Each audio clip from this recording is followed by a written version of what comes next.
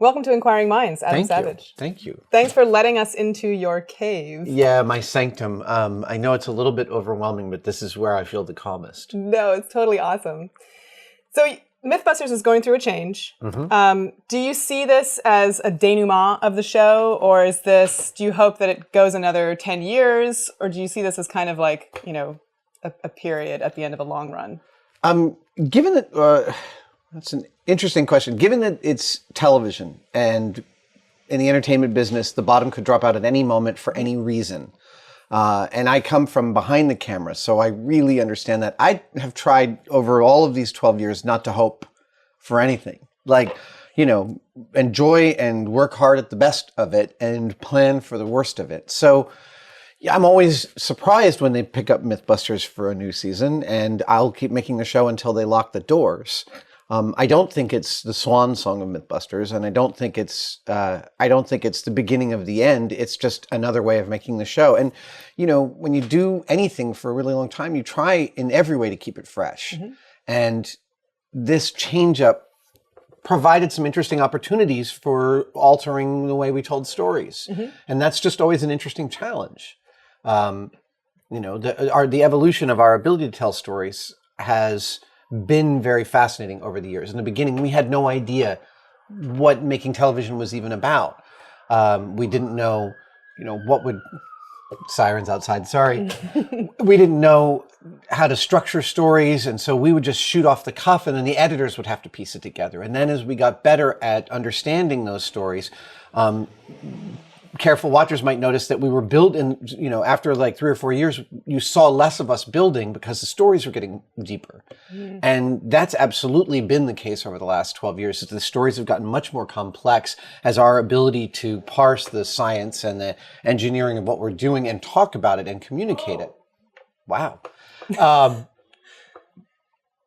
And one of the key differences of Jamie and I producing all of the footage for each show now is that we're putting a lot of that process back in. There's lots more of us discussing building stuff, screwing up, getting cranky. That's the meat of this job, and we're putting it back in the shows. So that's one of the big differences, obviously, between reality television or documentary television and scripted shows. So do you go in now with each episode knowing where you want the story to go, or do you still kind of follow your nose like you might have done in the first few seasons? Both. We try and approach it like a real scientist would, right? Like we have assumptions about where things might go, and we have a plan based on those assumptions. So somebody's angry outside. I don't know if you can hear it, but someone's having a bad day. No. We should keep going. This is great. It's room tone. So we write out a plan. We outline every episode, and we sit down and we say, okay, what is the biggest thing we argue over is what's the question? Because almost every myth can be phrased in a way that the question is a positive or a negative. So in the end, you'll bust it or confirm it, and we don't care which. It's just about what's dramatically more interesting. If it's going to look super linear, if we choose to do it one way, we'll do it in the less linear way. But halfway through, we'll frequently, more often than not, conduct a test whose results are so different than what we expected, or so much more elaborate that the story then changes its direction. And that's the biggest difference between Mythbusters and people who've attempted to capitalize on Mythbusters' success. In our space, it's not reality television in that cameras are just following us doing what we do. We do second pieces to camera. We write our stuff. We don't write it, but everything comes from us. But it is discussed with our producers where this narrative is going. So it's a sort of unscripted reality. I don't even know what you'd call it. But the fact is that most producers in this space really write out the whole episode, and then they kind of film it. Right. We don't. We write out the whole episode, and then we film what actually happens, and we change directions if we have to. And that means that the narratives are genuinely honest. And that, for us, feels really exciting. Because when we're doing swimming in syrup, and we discover that every assumption we had about viscosity is wrong at the end of day 1, and then again at day 2, and again at day 3. And then when we bring in an Olympic level swimmer to answer the question, and he turns out to be worse at adjusting to the new parameters we've settled than I am, and we tell him, we got to throw out your results. And he says, yeah, I agree. I'm too specialized. And you, the generalist, are actually a better test subject. That's fantastic. Like, we just love that kind of stuff. Yeah, no, that's really fascinating. I think you're exactly right that that's what makes the show so compelling. And, you know, so let's say then that you've come to a part of your time in Mythbusters where this is starting to, you know, it's television is changing anyway. So even if you're, you know, even if your show isn't necessarily going to last another 10 years, television the way it is right now is not going to last another 10 years. So you started spending more time on tested.com. And tested.com is more like a cornucopia of different things. You mentioned before that it's like things that you're interested in goes on tested.com. For a lot of people, that seems really scary because those of us who are trying to build a career in anything are told, look, you know, you need to do something well, you need to stick to it, you need to become an expert at that, and then, you know, you can do whatever. And in some ways, you've done that, right? You're an expert at making stuff. You put in those years before you even started Mythbusters. So do you think that the success or the potential success of tested.com comes from the fact that you've already built up this audience? Or do you think that anyone with as much passion and interest can also create a website that's not, you know, where the direction is not so immediately obvious, but that passion can still lead to success? Well, I totally think the latter. I think that the cost of entry for making interesting product in terms of content is so low now on the web, where you can buy cameras for $1,000 a piece that shoot broadcast quality video. And as long as you've got something interesting and honest to say, people are probably going to show up and watch it. Tested has been and is still an incubator for us to try out all sorts of things, and to sort of see what will stick and where the medium ends up. As far as being a generalist, I mean, as a freelance special effects artist, I had to be I had to be a craftsperson in a bunch of different skills, and the more skills I had, the more employable I was. But also, I couldn't just focus on special effects alone because there wasn't enough work. So I had to always be thinking about what's next. Well, so in special effects, you're also probably really good at toy prototyping. And that can be very lucrative, especially around Toy Fair time, which is, companies get ready for Toy Fair and sometimes spend tens of thousands of dollars on prototypes of toys that they're making in China but don't have a finished one yet. That's very lucrative work. There might be work doing medical prototyping. Another lucrative field. There might be work doing, actually I know a former model maker from Industrial Light and Magic who makes a mint in LA doing high-end cakes for celebrities. It turns out that precision that they learned while model making transferred beautifully to this other business. So for me, I've always had a freelancer's brain, and there hasn't been a single season of Mythbusters where I'm not always still thinking, what's next? What might work? What might I want to do? And it's just been, I've been inordinately lucky, and I really, really appreciate that. You know, Mythbusters, I got hired to do it. I'd never hosted a TV show before. I have some acting training and some communication skills, but I got to learn that job while doing that job, like most of the jobs that I've had. And I look forward, I expect that I'll probably end up miles from any assumption that I have. And I'm excited about that. Yeah, no, it's really gratifying for me to hear you say that, because that's one of the things that, you know, I think a lot of us who want to make a living doing something that's non-traditional, either in the arts or even in science these days, it's really hard not to think, well, you know, what's going to be your day job? How are you going to make money? But this notion of trying to figure out what aspect of what you do is lucrative, and then, you know, not think that that's a sellout thing, but rather just a way of getting you the time to do the stuff you really want to do is great. And it turns out that what we want to do, and I think you're similar in this, is tell stories. That's what humans do. I mean, the thing that I found most surprising about doing Mythbusters is that it turned me into a scientist in my brain, in that a scientist is only looking for a rigorous way to tell a story. They're dying to know not only how it ends, but how it began. And they want to know all parts of that narrative. And when those fit together, they can be beautiful and elegant narratives. And communicating that to the outside world is the goal. And, you know, when Richard Feynman says, God, there's a beautiful bit when he's sitting in a chair. You can find this on YouTube. He's sitting in a chair and someone says, can you explain a magnet to me?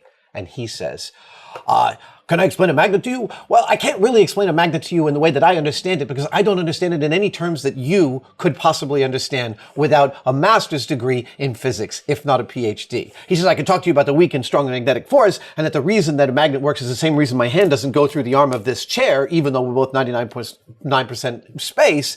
He said, but I can't explain it further without getting into some very complex math, which means, he says, that I don't fully understand it. And that's such a wonderful insight and something that, we've prided ourselves on to really try and figure out the way to explain things so that somebody who has no background in science could really understand it. And to that end, one of our favorite people was our director, Alice Dallow, for 9 years. And Alice was a total Luddite when it came to science. And her thing as a director was, if I don't understand it, you're not done talking about it. So let's figure out a way. I've always thought that the scientific method really is a great structure for storytelling. I mean, it's laid out in there, right? Ask a question, do a bunch of stuff, go into different directions, and then find a conclusion. That's a story. And we think, it's frequently held up, and even Feynman talks about this, about art and science being opposites of each other, which nothing could be more bullshit. Form a question is a deeply creative act, especially when you realize, we came upon it running in the rain. Is it better to walk or run in the rain? Everyone understands that question. But then you really start to ask it, how far are you running? What's the average run? From what to what? Is the wind at your back? How hard is it raining? All of these bear directly. Also, we all agree that a certain amount of time spent in the rain will get you totally soaked. So the two lines of the graph cross at some point. So then it's practically arbitrary where on that graph you agree to examine the question. That's all really creative. And then form a hypothesis. Robert Pirsig says in Zen and the Art of Motorcycle Maintenance, also a deeply creative act. And the more hypotheses you invent, the more you can invent. They're self-generating. The better you get at thinking of other reasons this may be the case, the more start to appear until you're like, I got to hold on. I'm a big proponent that art and science are not only not opposites, but they're partners and completely intrinsic to each other. Yeah, I love Stuart Firestein, who talks about really science is about ignorance. It's about what you don't know as opposed to what you do know. And I remember trying to pitch a television show idea to a couple of producers down in Hollywood. And they always said, well, science is boring. There's no story there. And I was like, there's nothing but story there. And just give me a chance. Let me show. The scientific method and the narrative arc are the same thing. A scene works because it's developed off its previous scene. Same thing with an experiment. Yeah. And what's cool is that when that experiment goes in a different direction, the story's better than you would have written it before you sat down to do the thing. So reality is smarter than we are. Anyway, that's awesome. Yay, high five. Yes.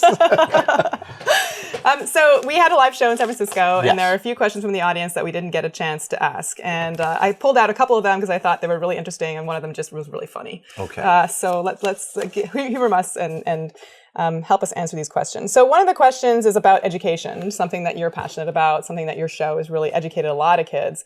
And the question is, and I think this really pertains to the U.S., is a public versus private education. So on the one hand, coming from Canada, I'm a big proponent of public education, but public education in Canada is great. Right. Now that I have a kid in San Francisco, I'm scared about, the potentially terrible public education. So what advice can you give to people who, should you take out a massive loan to put your kids through private school? Is that worth it? That I can't answer. I don't know. Everyone has to make the decision based on their own deal because everyone's different and every child is different. It is a real question. I'm a firm believer. Look, if we were a village of 100 people, we would band together and make sure that all of our children were educated. We would figure out that way. That's what we would do as a community because that would benefit the community. I view the same thing on a 300 million person scale in the United States. And I think it's our responsibility to educate our populace. I also think that college should be free or at least a few $100s a year. And I think it's appalling how expensive that's gotten. My kid's mom and I believed strongly in public schools, and we were lucky enough to get into a really great one here in San Francisco, Mira Loma, in early days when it was just a brand new parent-teacher cooperative, and it was just sort of coming ascendant, and my kids spent 6 great years there. And we're like, public school is great. And then they went to middle school and it was like a prison movie. Middle school was a terrifying ordeal. And all of a sudden, and I've got a moral problem spending $40,000 on education. Every year. Every year. Until it was my kid. One of my kids has learning differences and really needed to be held close by his education. And we found a wonderful middle school here in San Francisco, which isn't that much by any stretch. It's called Synergy here in the Mission. And Synergy saved my son. They taught us better ways to parent. Me, my son's mom, and my wife. We all became better parents because of this wonderful school. I would love to have been able to find a middle school that was public, but it was I felt what I was dealing with was an emergency. And again, I'm inordinately lucky enough to be able to afford it, so I did. And the same thing with his high school. He's now in a private. One of my sons is in a private high school. One's in a public high school. So I'm bridging all of the full gamut. My son is in a public high school. Is a wonderful singer and performer, and is in the Oakland School for the Arts. And he went and got himself into that school, and that's great. If he needed a private school, I'd probably pay for it. But it's a thorny issue. I feel like it's our responsibility as a culture to do that. Not as society is the word that's used, but I think it's a cultural thing. And I think we absolutely should be educating our kids to the best of our abilities all the way through college. Yeah, I totally agree. So speaking of family, there's by the way, also, when conservatives like to talk about those halcyon days when, men were men and women knew their place and, everything was great because everyone was middle class, they're talking about post-war United States. And I seriously think that one of the strongest contributors to our massively powerful post-war economy was the GI Bill, which funneled tens of thousands of American soldiers right into Ivy League universities for free. And then they went out and made their fortune and created the boomer generation. They call it the greatest generation. They came back from Europe and Japan and went to college. And the idea that that's not even part of our debate is appalling. Yeah, what a difference now for their experience. I know. Yeah. So speaking of family, we're getting close to Thanksgiving, and I've heard about what is probably the best Thanksgiving ever. That was your fault. And whereas you had a turkey. Tell us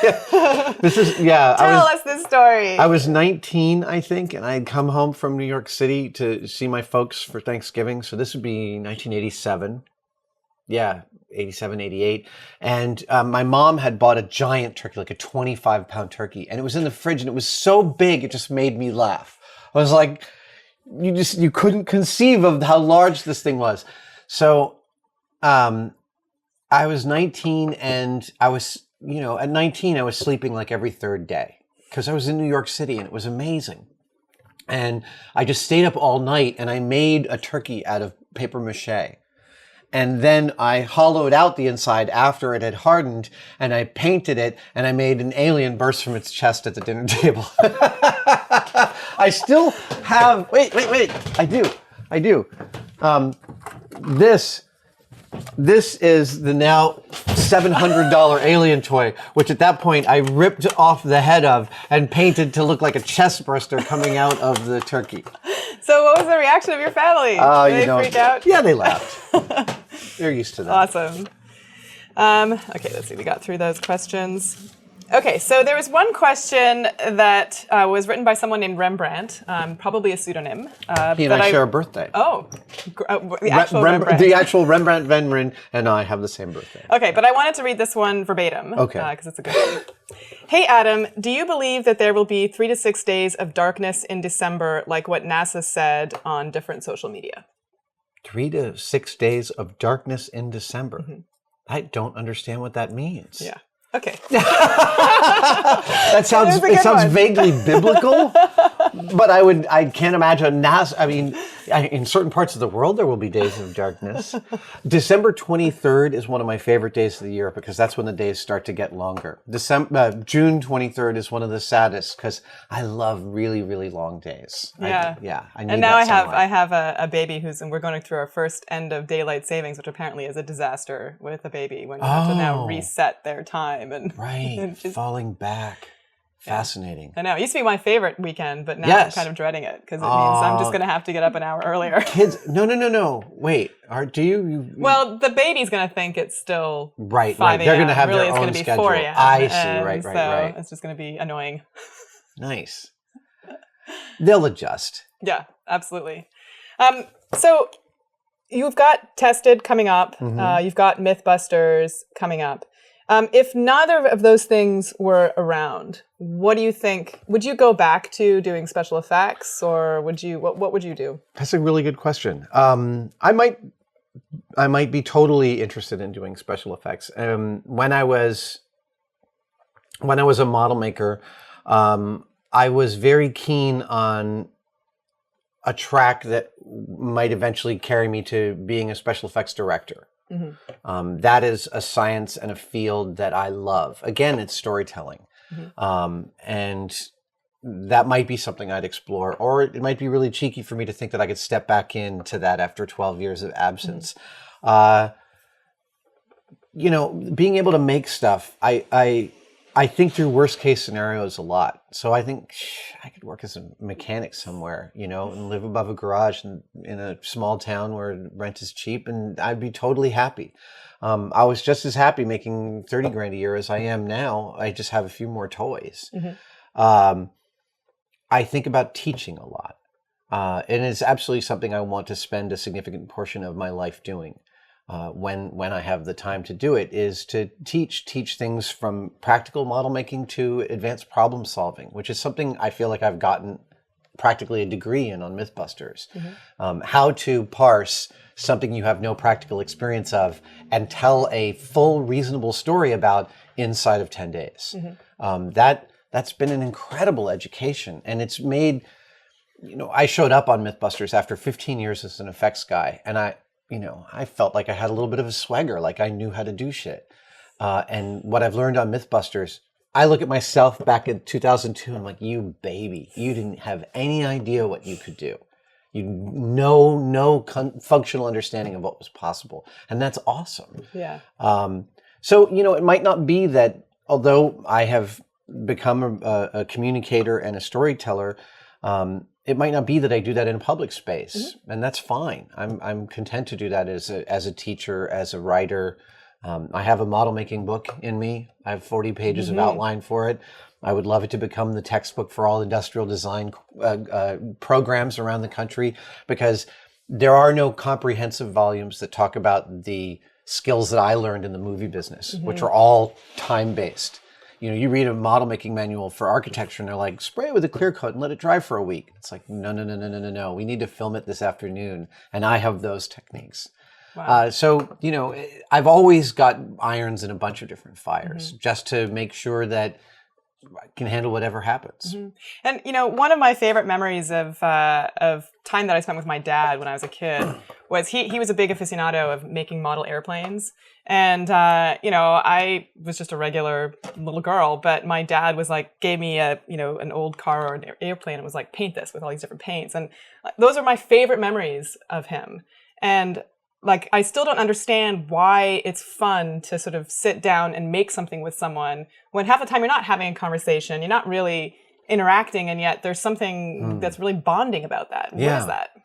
That's a really good question. Wow, I'm not sure I have a ready or pithy answer for that, because you're absolutely right. It's a deeply satisfying exercise. I mean, I made this model the other day with a friend of mine, and for me, he built it and then I painted it, and I did a quick and dirty paint job. This is about 40 minutes. But what I love about painting models is painting is storytelling. I'm telling a story about how what environments this moves through. When I paint a panel a different color, that panel's a different color for a reason, and I have that reason in my head. I love that storytelling process, and I feel like It's not dissimilar from sitting down and enjoying a movie together. Mm-hmm. It's like we're infusing ourselves with a story. We're putting something together. But then there's also that human desire to tinker, mm-hmm. which is like, it's these that have made us what we are. It's these, 52 bones that have done it.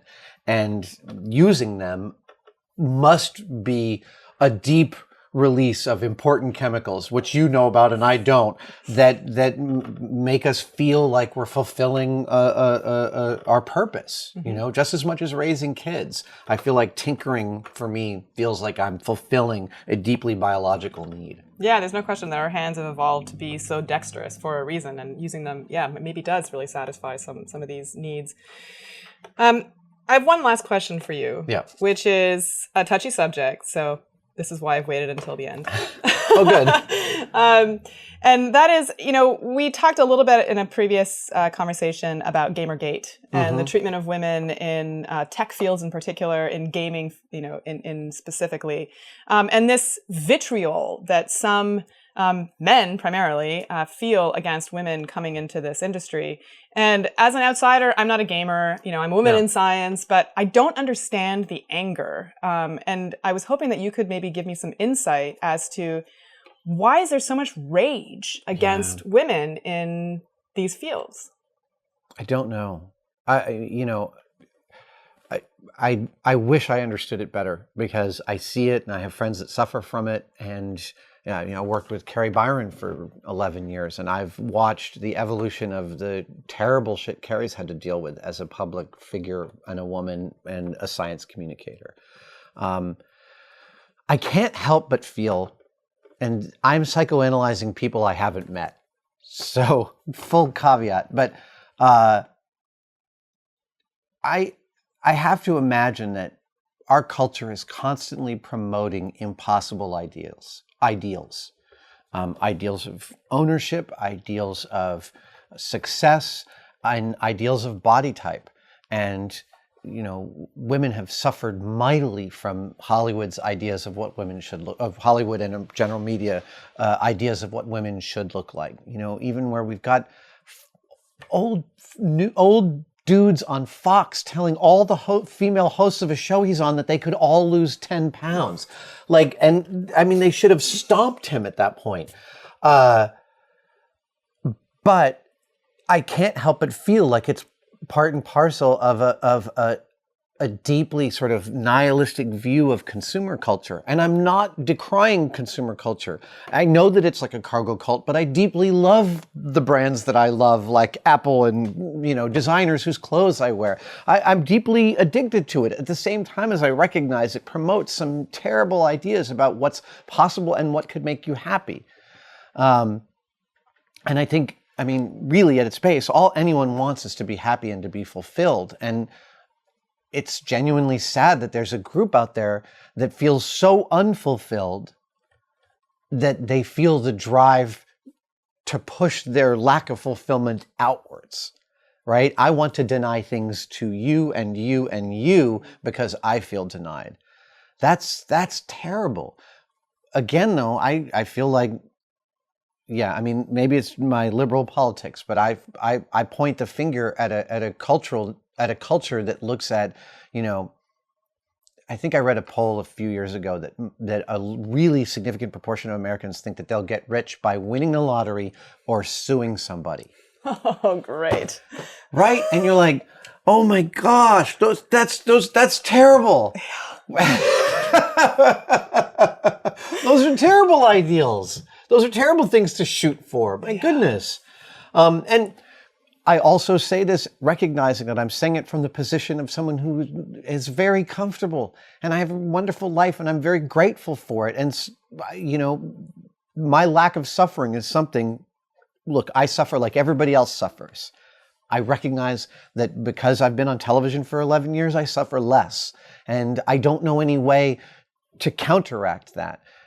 So again, I'm psychoanalyzing people I've never met, and I'm trying to answer like the biggest question I've had in months. And it is a really important question for us to ask societally. It's a really important question for everyone to be asking. Mm-hmm. Because at the moment you try to hurt other people, whether with words or physically, the moment you're trying to hurt other people, there's something deeply wrong with you. Mm-hmm. And I just want to say, I really believe that this is a minority of individuals, that they are very vocal and very loud, but they are small in number. And that the vast majority of people that I have encountered in my own work as a scientist are like you. Right. Kind, generous, intelligent. So, one of the things we're taught culturally also is that power is really important to have. And people like having power. I read years ago an analysis of corporate culture that said all you need to know about corporate culture is that the only power is the power to say yes. That's the only real power. It all boils down to that. And almost nobody has that power. Everybody has the power to say no. And the problem is, in corporate culture, is that because that's the only power most people have, they use it as often as they can. And I'm not saying that's a brush you can paint all corporate culture with, but it is an interesting way to examine that feeling of power. Because I agree with you, I think it's a small group, but I think it's a group that has discovered its power, however long it might last, and are drunk on it. Yeah. Because when you're a kid and you realize you can make the adults around you laugh, you have a power. Mm-hmm. When you realize that you can talk to someone you're interested in and not be idiotic and actually get them interested in you, that's a power. Mm-hmm. When you read a book and you realize that you have a different analysis of it than the critic who's writing about it, and you feel like yours is valid, that's also a power. And these are all really good things to develop. We want to be able to change the world around us, but for Christ's sake, for the better. So we just need to get all those guys into an improv class where they just have to say yes. Yes, with a female teacher. Perfect. Well, Adam Savage, thanks for being on Inquiring Minds. Thank you so much. This is a great conversation. Good.